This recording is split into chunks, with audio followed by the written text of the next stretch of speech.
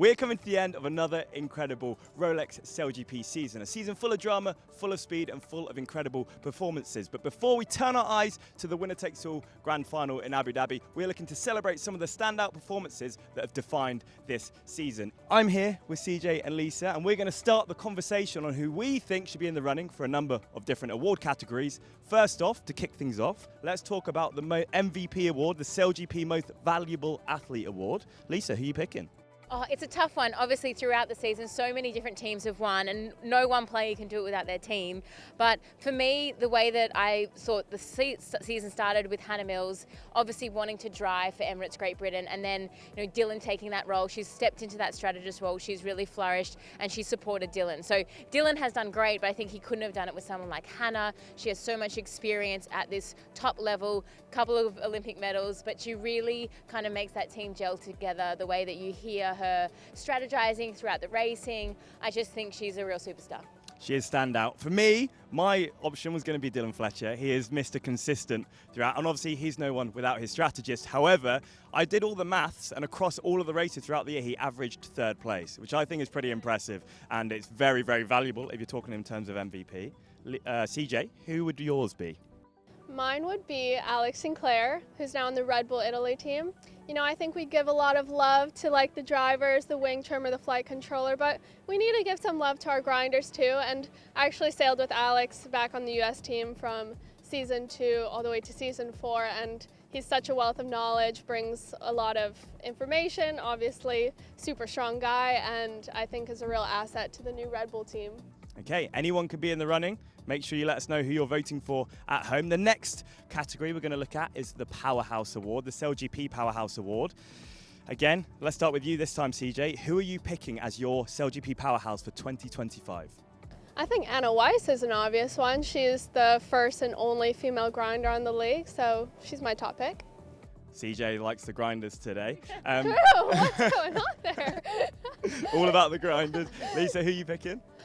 For me, I mean, it's a hard award. As you said, there's so many epic athletes out there. But for me, Nicole van der Velden from the Spanish team, she went down in Auckland in one of the penultimate races of that event. She tore a ligament in her knee and she powered on.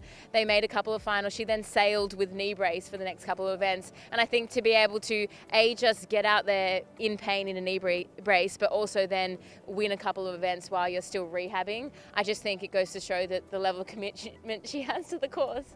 And her team up with Diego is pretty impressive to see. I know they've got a long history together, but yeah, seeing them out there on the water is pretty special. Mine would be Martini Grail from the Brazil team. I think as a driver, to step up and be the first female driver on an all-male grid, so to speak, in terms of the boats, I think has been really impressive to see how she's leveled up, she's stepped up, and also got that win as well in New York, yeah, right? She never backs down from a challenge as well, so I like that. And also coming back from her boat literally breaking in half. It's been pretty special, and not to have that confidence just to go and get stuck in. Yeah, bounce back for sure. I think that she's a great pick. Sydney, she had a massive collision with the Germans in practice racing, and that didn't frighten her at all. She still pushes her boat, she still takes it into those tight situations, so good pick. CJ, what do you think of our picks? All great picks. All really good. You guys need to vote who you think is the best, because there's a lot of great powerhouses in the league. Our next one is a bit of a different one. It's about the team rather than the athlete, and we're looking at the most improved team throughout the 2025 season. So for me, I just looked at the leaderboard and the grid, and I went down there and I went to the bottom to see who's come up furthest, and I'm not going to steal any of your responses. So I'm going to let you guys go first because you're the experts, and then I'm going to say if I had the same as you, which I feel I might have. I find this award a little bit easier because it's team, and I always believe that everyone rises together or falls together. So for me, it's really the Swiss team. I think at the beginning of the season, we really didn't know how that team was going to play out. Seb, as a leader, basically, unfortunately for some, had to cut his whole team and rebuild from scratch. So I was like, that is a huge call. Is it going to pay off? And I think from the beginning of this season, they started to win races, and we think, oh, the Swiss are here. And then we got to a point, where they're making finals. And I think for them to improve throughout the season, they're still waiting for their event win, but I think they've done an amazing job to gel, to improve and bounce back. And making that final in Geneva was pretty special as well. Oh, it was so special, and you saw what it meant to them they're still competitors. They wanted that win. They still want that win. But to be able to tick that box in front of home fans, it was just so special. When they got the OCS penalty, I was like, no, in the crowd. CJ, who are you picking? Yeah, I think this award, as you said, is a bit more quantifiable. Like, you can look at the leaderboard and then just see who has risen the most. And I think Switzerland, but also Germany, we saw that they had a race win and some really good results at their home event in Sassnitz. And then they also took an event win back in Geneva. So that was really amazing. So I think they would get my vote there. I was going to pick both of those. Means they're good picks. They are good picks. They are good picks. So now I've got to do something a bit different. I'm going to go with Italy. I can see them over there because I think throughout the season they've started brand new this year here at SailGP, and they've just developed and gelled and got more cohesive as a team. And they've started like doing some cool things. They won a race as well recently. I can't remember which event that was. Saint-Tropez. We're at where everyone was buzzing for Rugi and the guys. So yeah, I'm going to go with Italy for that one. Yeah, I think obviously Italy is a new team. These two teams that TJ and I picked have been in the league for a little bit, so we're kind of expecting them to make finals. So I think it's a lot easier when a team isn't doing well to then call them most improved. But I didn't really look close enough at the top of the leaderboard for that pick. But when you're at the top of the leaderboard and you're trying to improve, it's not as obvious, I guess. So it'd be interesting to see what those at home pick. Yeah, those little, like, it's a sport of fine margins, right? And everyone's just at the top right now. It's just like vying for those tiny points. We don't see it as much, it's not as obvious. Because even if you look at Emirates GBR, they had a driver change from Giles Scott to Dylan Fletcher. And even though GBR has always done well, I think Dylan has taken them to the next level, and they've been performing even better than they have before. So it's a smaller margin, but still I think he's brought this team to a better level. That's a really good point, actually. I think also sort of at the end of last season when we saw those big transfers, we saw Carl Langford leave the Aussies, for example. It's like you see them recover, regroup, and still find someone to fill that massive hole that was left. It's kind of an improvement in itself, right? Yeah, I guess like when you're at the top, even if you've won multiple championships or you're leading the championship, everyone's still chasing you. So you have to keep improving, but you're still at the top. If that makes sense. Yeah, no, 100% it does. Okay, and we are on to our last category. This one's a bit of a difficult one. We are going to pick our 2025 SailGP Dream Team from all of the athletes that exist here at the moment. I believe we've got to pick ones that are here, and we can't just pick them from outside of the league. Okay, right. Let's loosen up. This is the hardest category because there's so many amazing athletes to pick from. Okay. Good problem to have. How would you like to do this? Are we going to list out our teams, or are we going to go driver, driver, driver, trimmer, trimmer, trimmer? So I think it has to be a team that's going to work well together. Because if we're going dream team, you got to work out how everyone works together. Whereas if you're just going driver wing trimmer, then that's the best driver, that's the best wing trimmer. Okay, well, CJ, you're up first. I'm going to put you on the spot. Okay. I'm going to put you on the spot. Let's go top to bottom, your team. All right, let's do it. Okay, so for my driver and wing trimmer, I'm going to go Diego and Flo because I think you can't separate those two, and I think they're iconic together. They've done so well in the past, and I don't want to split them up. For strategist, I'm going to put Hannah Mills because I think she's the best at what she does, and she would lead that team to victory. For my wing trimmer, I'm going to put... You already put Flo. Oh, yeah. I already put Flo. Thank you. Someone's paying attention. Okay. For my flight controller, I put Annie Maloney. My grinder, G1 is Alex Sinclair. G2 is Andrew Campbell from the US team.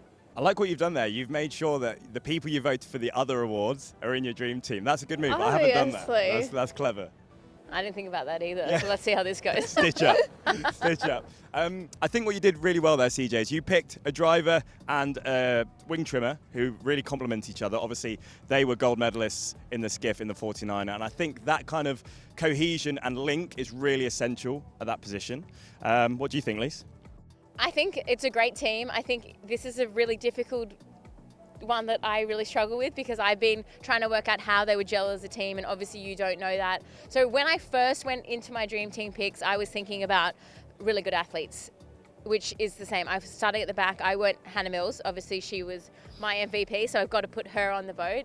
And then the driver's a really tough one. I think I'm going to go with Tom Slingsby. Oh, classic.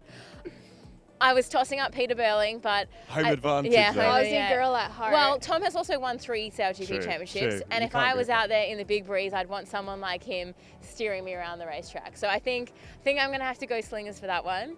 Then I have been listening to some onboard comms recently, and I've been listening to Ian Jensen.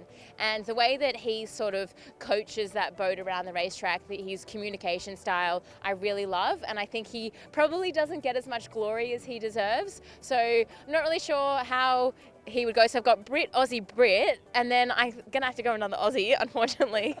Not biased at all, but Jason Waterhouse. Obviously, from the very beginning, he's been a fantastic flight controller. But what I think is a real highlight for him is that how he's adapted to the new T-foils. So when they first came in Auckland, I thought that they did incredibly well. Him specifically did incredibly well adapting to that. And same thing when we saw the light air T-foils came on, they seemed to elevate quite quickly. So I think he's pretty in tune with how to fly a boat. Also sailed with him for about 12 years, so I trust him with my life as well. There isn't any other reason that you might be picking Jace, is there? I know how talented he is, so he's got to be my pick as well. Then when we go to the grinders, I've been sort of like tossing up what to do there, but I'm going to steal a tip from CJ and make a last minute move and say I'd pick a pair as well that works together. Now, Matt Gottschall is an incredible athlete. We've also have to think about when the team breaks up into 4 on board or 3 on board or 5 on board, and Matt can grind that thing by himself, so he's on my team for that, and therefore Stu Dodson as well. He was a champion last year with the Spanish. Them as a pair, they're my grinding team. I was going to say that about Ian Jensen that you mentioned and his comms. When they're 3 up, I've noticed throughout the season, that's where he really comes alive. You just hear him constantly just runs communicating. the boat. Yeah, they're trying to obviously do 6 people's jobs with 3 people, and having someone that communicative on there is really valuable. He's such a quiet person, but when you hear him on a racetrack, he's telling everyone what to do. Yeah, I can hear that. How about you, CJ? What do you think of Lisa's pick? Matt's definitely a solid pick. You're right, he could grind that machine by himself. I'm pretty sure he biked from Geneva, no, Saint-Tropez to Geneva. Saint-Tropez to Geneva, which is crazy. Definitely it's a bit hilly through there too. So Matt's an interesting one. When I did this video with the Swiss team and I had to try out one of their grinding machines, I did my max and I got up to something 300 watts. And then the other grinder, Arno, who I was doing it with, he came along and said, Matt could do that. He does it for 3 hours. My max. It's an endurance. He's a beast. Yeah, so, I mean, great picks there. Okay, my picks, I've gone for pure speed in my driver. Who do you reckon I've gone for? Nikolai Sehested. Oh yeah, I mean, I'm he's just the going fastest for man in flat-out SailGP. speed. I know, and they haven't had the most incredible season, but he is the fastest man in SailGP. And if you compare him with a good strategist like a Hannah Mills, then maybe you're going to sort of harness some of that pure raw speed that he has on the Danish boat. This is the Hannah Mills fan club Yeah, here. we are. I mean, shout out to Hannah Mills wherever she is. If she walks past, we're going to have to tell her that we're her biggest fans right now. And then She deserves it. I've put Flo in as my wing trimmer. Because I think, his experience with Diego and winning, obviously, last year as well, you've got to have some awards on the boat, which is probably why you picked Tom Slingsby. You're going for glory. And then in terms of my grinders as well, I've gone for Matt Gottschall because of his incredible statistics, and a rookie, just for the vibes and because it's good energy, I've gone for Arno de Planta from the Swiss team. We love Arno. So I'm pairing them up. I shook his hand and he basically broke my hand. So you need the strength in that grinding role. And I've got my flight controller, and I went for Luke Parkinson of the British team. That is a great pick. I think That's he's another unsung hero. I know, that is my team. So you heard it here first. We've given our picks on a few of those categories, and you can also give your picks by going to sailgp.com/awards to vote for who you think should win the awards. Stay tuned to see the results. We'll see you next time.